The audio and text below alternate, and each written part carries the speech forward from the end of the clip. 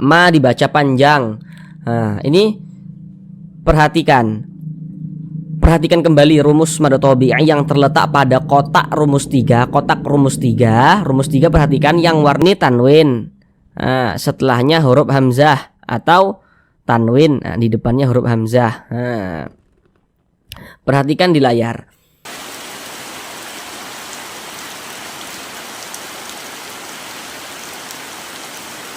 Assalamualaikum warahmatullahi wabarakatuh. Di sini kami akan berupaya untuk membantu saudara semuanya, baik yang lansia maupun yang masih muda, yang kiranya membaca Al-Qur'annya masih belum lancar, kemudian juga masih belum memahami ilmu tajwid. Maka di sini kami akan berupaya untuk membantu saudara semuanya supaya bisa segera lancar di dalam membaca Al-Qur'an, kemudian supaya bisa segera memahami ilmu tajwid Al-Qur'annya dengan mudah. Jadi nanti belajar mengaji Al-Qur'annya akan kami bacakan dengan pelan-pelan supaya memudahkan saudara dalam mengikuti bacaan kami guna untuk melancarkan bacaan Al-Qur'annya. Kemudian setelah itu tajwidnya nanti sama-sama kita bahas, nanti akan kami jelaskan dengan pelan-pelan, kemudian juga dengan bahasa-bahasa yang sederhana sehingga insyaallah akan sangat mudah untuk dipahami. Baiklah, langsung kita mulai belajar mengaji Al-Qur'annya. Melanjutkan kembali belajar mengaji Al-Qur'an untuk melancarkan bacaan Al-Qur'an dan untuk memahami ilmu tajwid, yakni pada surah Yasin ayat yang ke-12.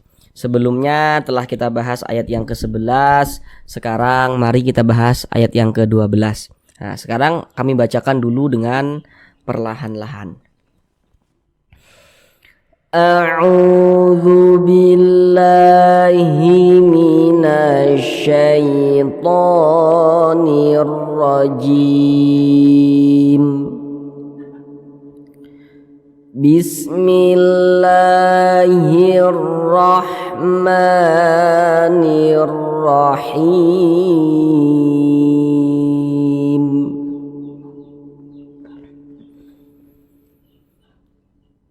Inna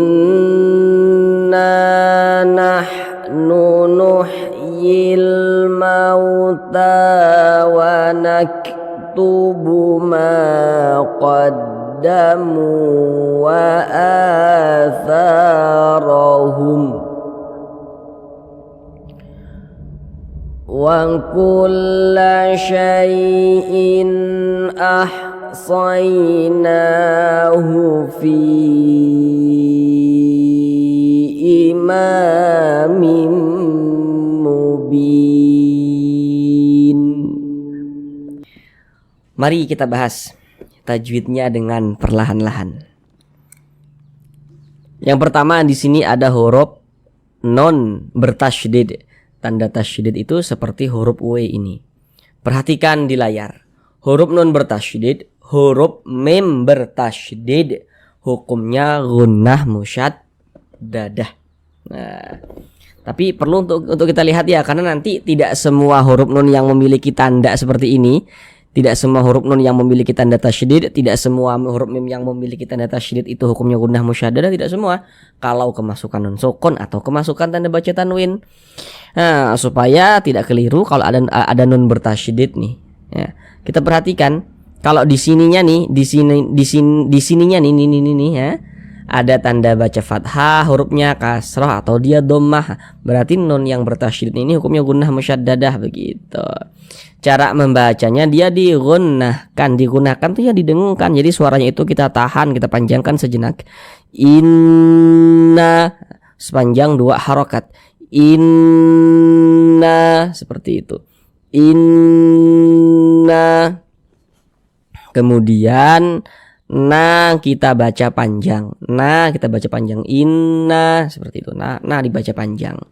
Sekarang perhatikan rumus mad tabi'i yang terletak pada kotak rumus 3. Perhatikan rumus 3 yang warna hitam. Rumus 3 yang warna hitam. Kalau kita mengaji Al-Qur'an, berjumpa kita dengan huruf alif. Nah, ini huruf alif disambung dengan huruf nun. Mengaji Al-Quran kita berjumpa dengan huruf alif. Kita perhatikan huruf sebelumnya. Ada huruf alif, sebelumnya ini ada tanda baca fathah, maka huruf yang memiliki tanda baca fathah ini dibaca panjang. Nah, ini alif nih, ada harokat fathah. Nah, huruf yang memiliki harokat fathah ini dibaca panjang. Atau kalau misalnya masih bingung ya, kalau masih bingung seperti ini, kita lebih sederhanakan. Tapi perlu untuk kita ingat ya, kita menggunakan penjelasan huruf depan dan huruf belakang begitu. Sebelah sini, nah, sebelah kanan ini kami buat huruf belakang. Nah, sebelah kiri di sini kami buat huruf depan. Nah, tapi ini dalam ranah membaca ya. Beda kalau kita dalam ranah menulis.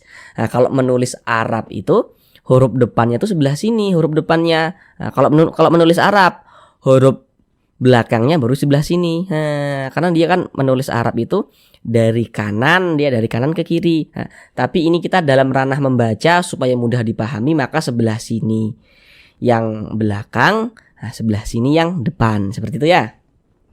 Nah, ini ada alif. Nah, ada alif di belakang alif ini ada harokat fathah nih baris satu ke atas. Ada alif di belakangnya ini ada harokat fathah, maka huruf yang memiliki harokat fathah ini dibaca panjang. Nah, sesuai dengan rumus mad tabi'i yang di rumus 3 yang warna hitam itu. Nah, coba kita gunakan ini. Nah, nih. Nah, kita pasang di sini. Set. Nah, kita pasang. Ini alif nih, alif. Ini tanda baca harokat fathah. Nah, maka huruf tersebut dibaca panjang. Nah, dibaca panjang mad tabi'i panjangnya 2 harokat. Inna nahnu nuhyil mauta. Di sini ada huruf alif lam setelahnya huruf mim. Nah, huruf alif, huruf lam, setelahnya huruf mim. Atau kalau masih bingung, huruf alif, huruf lam, di depannya huruf mim nih. Nah, kita lihat di layar, huruf mim itu termasuk huruf qamariyah, maka alif lam berjumpa dengan huruf mim huruf qamariyah, hukumnya alif lam qamariyah. Nah, makanya huruf lamnya dibaca izhar, dibaca jelas, terbaca huruf lamnya begitu. Nuhyil mauta. Di sini ada huruf waw sukun. Ini huruf waw, ini tanda sukun tuh seperti ini. Nah, perhatikan di layar, perhatikan yang di kotak nomor 1. Huruf lin ada 2. Sekarang di kotak nomor 1 tuh, kalau ada huruf waw sukun sebelumnya nih tanda baca fathah, maka huruf waw sukunnya huruf lin. Atau kalau masih bingung, ada huruf waw sukun di belakangnya nih tanda baca fathah nih, nah, maka huruf waw sukunnya huruf lin. Nah, kita baca luna. Mauta, ta dibaca panjang. Perhatikan lagi rumus mad tabi'i yang terletak pada kotak rumus 3 tapi yang warna hijau, rumus 3 yang warna hijau tuh. Nah, jadi kalau kita mengaji Al-Quran berjumpa huruf di atasnya memiliki tanda baca fathah berdiri seperti ini. Nah, bentuknya alif kecil seperti ini. Huruf kalau di atasnya ada tanda seperti ini dibaca panjang, sehingga ta dibaca panjang, mad tabi'i. Jadi ini mad tabi'i juga, mad tabi'i panjangnya 2 harokat. Nah, wa naktubu ma. Ini ada huruf kaf, dia sukun. Huruf kaf itu kalau sukun kita baca seperti ini, wanak. Nah, seperti itu. Jadi ada nafas yang mengalir tapi seperti memercik, wanak. Nah, karena huruf kaf ini salah satu huruf yang memiliki sifat hamas. Nah, wanak tubuma, ma dibaca panjang. Nah, ini perhatikan kembali rumus mad tabi'i yang terletak pada kotak rumus 3. Rumus 3 perhatikan yang warna hitam. Nah, kita pindahkan ke sini nih, yang tadi nih. Nah, kita pindahkan di sini, tab. Nah, jadi kalau kita membaca Al-Qur'an berjumpa dengan huruf alif, ini huruf alif disambung dengan huruf mim, ada huruf alif. Nah, sebelumnya ada tanda baca fathah, atau supaya lebih mudah lagi ada huruf alif, di belakangnya ada tanda baca fathah. Nah, maka huruf tersebut dibaca panjang, sehingga ma dibaca panjang, mad tabi'i panjangnya 2 harokat. Nah, kenapa kami menggunakan setelah dan sebelum gitu ya? Karena kalau di buku-buku tajwid itu biasanya tuh penjelasannya itu seperti ini. Alif sebelumnya fathah begitu. Dia tidak ada alif di belakangnya fathah, tidak ada begitu. Nah, Karena ini untuk mempermudah saudara saja begitu, supaya lekas paham gitu ya. Ma dibaca panjang, mad tabi'i panjangnya 2 harokat. Kemudian qaddamu, mu dibaca panjang. Sekarang perhatikan rumus mad tabi'i yang terletak pada kotak rumus 2. Rumus 2 perhatikan, rumus 2 yang warna hitam. Kita pindahkan lagi nih. Sini. Jadi kalau kita membaca Al-Qur'an ya, berjumpa dengan huruf waw sukun, ada huruf waw sukun, ini huruf waw nih tanda sukun tuh seperti ini. Ada waw sukun, sebelumnya nih ada harokat dhammah nih. Ada waw sukun, ada harokat dhammah. Maka huruf yang memiliki harokat dhammah ini karena dia berposisi tepat sebelum waw sukun dibaca panjang. Atau kalau masih bingung lagi ya, kalau masih bingung seperti ini saja. Ada huruf waw sukun, ada huruf waw, ada tanda sukun, di belakangnya ini ada harokat dhammah, maka huruf yang memiliki harokat dhammah karena dia berada di belakang huruf waw sukun dia dibaca panjang begitu. Sehingga mu dibaca panjang. Mad tabi'i panjangnya 2 harokat. Wa a dibaca panjang. Perhatikan rumus mad tabi'i yang terletak pada kotak rumus 3. Rumus 3 perhatikan, rumus 3 yang warna hijau. A dibaca panjang, tanda panjangnya ini fathah berdiri, berbentuk alif kecil nih di atas huruf. Tapi ini namanya mad badal, bukan mad tabi'i. Kenapa dikatakan mad badal? Karena ini huruf hamzah. Huruf hamzah itu kalau kita baca panjang, huruf hamzah kita baca panjang karena dia memiliki tanda mad. Maka namanya diantaranya adalah mad badal. Ini mad badal nih, panjangnya 2 harokat. Mad badal itu terjadi pada huruf hamzah saja. Jadi huruf hamzah itu kalau kita mengaji Al-Qur'an berjumpa alif, kemudian alifnya itu dia memiliki harokat, memiliki tanda baca, memiliki baris, maka itu bukan huruf alif, huruf hamzah. Karena huruf alif itu dia seperti ini ya, tadi seperti ini alif nih. Dia kalau huruf alif itu dia tidak bisa memiliki tanda baca. Kalau ada alif, ada tanda bacanya, ada harokatnya, nah maka itu adalah huruf hamzah. Jadi huruf hamzah itu bisa ditulis dalam bentuk alif yang memiliki tanda baca, bisa juga ditulis dalam bentuk seperti ini. Nah, ini huruf hamzah nih. Nah, ini huruf hamzah. Nah, bisa ditulis dalam bentuk seperti ini, bisa ditulis dalam bentuk seperti ini. Nah. Fa dibaca panjang. Penjelasannya masih di rumus mad tabi'i yang di kotak nomor 3, rumus 3 yang warna hitam. Karena di sini ada alif, sebelum alif tanda baca fathah, atau ada alif di belakang alif tanda baca fathah. Nah, huruf yang memiliki tanda baca fathah ini dibaca panjang. Tha mad tabi'i panjangnya 2 harokat. Wa atharahum, huruf ra memiliki tanda baca harokat fathah, huruf ra memiliki harokat fathah dibaca tebal. Tabkhim, pangkal lisan kita naik terangkat ke atas, ro-nya kita tebalkan. Wa atharahum, tebalkan huruf ra-nya. Wa atharahum. Di sini ada tanda waqaf, bentuknya itu qaf dengan lam yang bermakna al-waqfu aula. Jadi maksudnya itu berwaqaf atau berhenti lebih utama. Kalau menemukan tanda waqaf seperti ini kita berhenti, berwaqaf, kita ambil napas baru setelah itu lanjutkan lagi bacanya, begitu. Wa kulla syai'in. Di sini ada huruf ya sukun, perhatikan di layar, perhatikan huruf lin ada 2, perhatikan yang di kotak nomor 2 itu. Kalau ada huruf ya sukun, sebelumnya nih ada harokat fathah, ada ya sukun, ini huruf ya tanda sukun nih seperti ini ya sukun. Sebelumnya nih harokat fathah, atau ada ya sukun di belakangnya nih harokat fathah, maka huruf ya sukun yang sebelumnya harokat fathah maka dia huruf lin. Huruf lin baca lunak.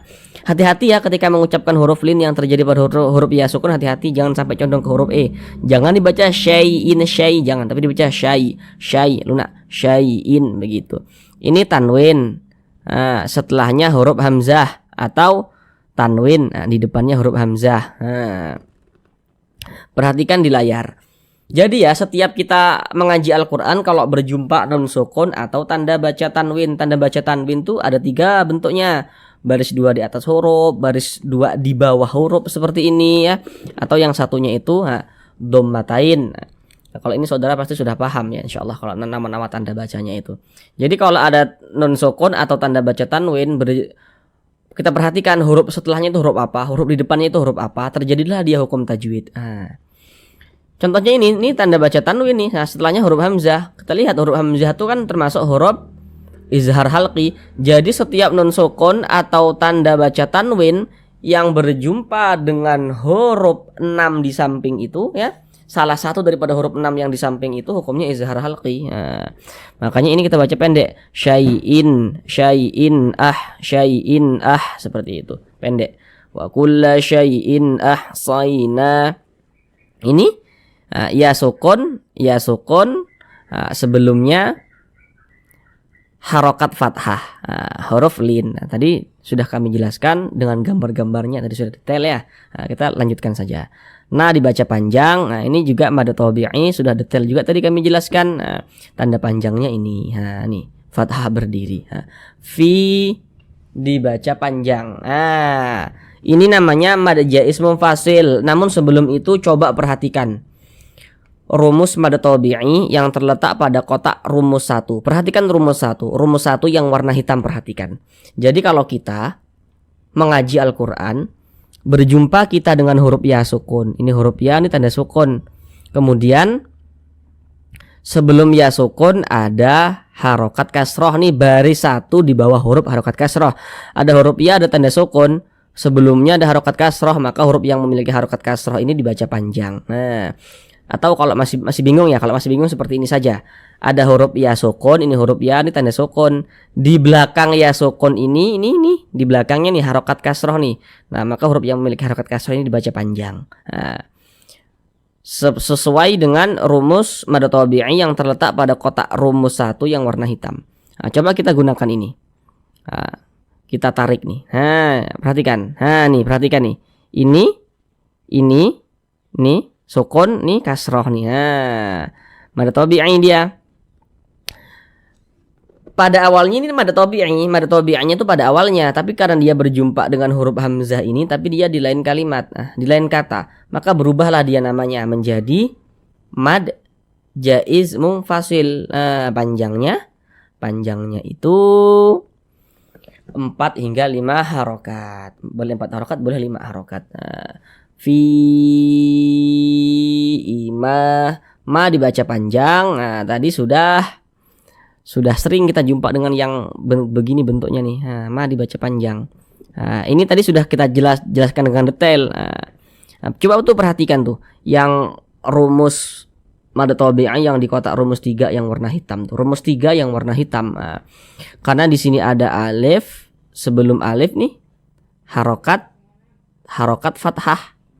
Atau kalau mau lebih sederhana lagi supaya mudah dipahami, ada alif di belakangnya. Nah, ini harokat fathah baris 1 kata sehingga ma dibaca panjang. Mad tabi'i panjangnya 2 harokat. Nah, kemudian ini tanwin setelahnya huruf mim atau tanwin depannya huruf mim. Nah, kita lihat di layar. Setiap nun sukun atau setiap tanda baca tanwin yang berjumpa dengan huruf 4 di samping itu ya, 4 di samping itu hukumnya adalah idgham bi gunnah. Akan terkecuali, beda ceritanya nanti kalau ada nun sukun berjumpa dengan huruf ya dengan huruf waw tapi dia dalam satu kata pada dunia bunyasin wa qinwa, itu baru nanti hukumnya izhar mutlak. Tapi kalau tidak ya hukumnya idgham bil gunnah seperti itu. Ini tanwin. Nah, ini setelahnya huruf mim atau tanwin di depannya huruf mim. Nah, hukumnya idgham bil gunnah. Cara membacanya itu bunyi tanwin dimasukkan ke huruf mim, kita baca mim kemudian digunnahkan. Jadi suaranya itu kita tahan, kita panjangkan sejenak. Nah, sepanjang 2 harokat. Mim mubin seperti itu. Mim mubin. Nah, begitu. Bin dibaca panjang, ini namanya mad arid li sukun. Namun sebelum itu coba perhatikan lagi rumus mad tabi'i yang terletak pada kotak rumus 1. Rumus 1, perhatikan rumus 1 yang warna hitam. Rumus 1 warna hitam. Kalau kita membaca Al-Qur'an berjumpa ya sukun, ini tadi sudah kita bahas nih. Ya sukun, ini huruf ya, ini tanda sukun. Sebelumnya nih ada harokat kasroh atau huruf ya sukun, di belakangnya nih ada harokat kasroh nih baris satu ke bawah, maka huruf yang memiliki harokat kasroh ini dibaca panjang. Nah, kemudian mad tabi'iynya berjumpa dengan huruf yang kita sukunkan atau yang kita matikan, berubah namanya menjadi mad arid li sukun. Panjangnya boleh 2 harokat, boleh 4 harokat hingga 6 harokat. Yang terpenting konsisten dalam sekali bacaan. Maksudnya konsisten itu setiap kita membaca Al-Quran, semua mad arid li sukun itu panjangnya harus kita baca sama begitu. Tidak boleh selang-seling, di atas 2 harokat, di bawah 4 harokat, nggak boleh, harus sama panjangnya begitu. Huruf yang kita sukunkan huruf nun. Ini kita kalau berhenti di huruf nun kita baca mubin, jangan dibaca mubinin, jangan. Huruf nun kita sukunkan. Jadi kalau kita mengaji Al-Quran, berhenti kita, berwakaf kita di huruf yang tidak dibaca panjang ya, maka huruf tersebut kita sukunkan, kita matikan. Ini kita berhenti di huruf nun tidak dibaca panjang, nah, kita sukunkan, kita matikan sehingga dibaca mubin. Seperti itu. Nah, sekarang coba kita ulang bersama-sama sekali lagi ya, tapi dengan tempo yang agak sedikit lebih cepat, untuk melancarkan bacaan saudara semuanya.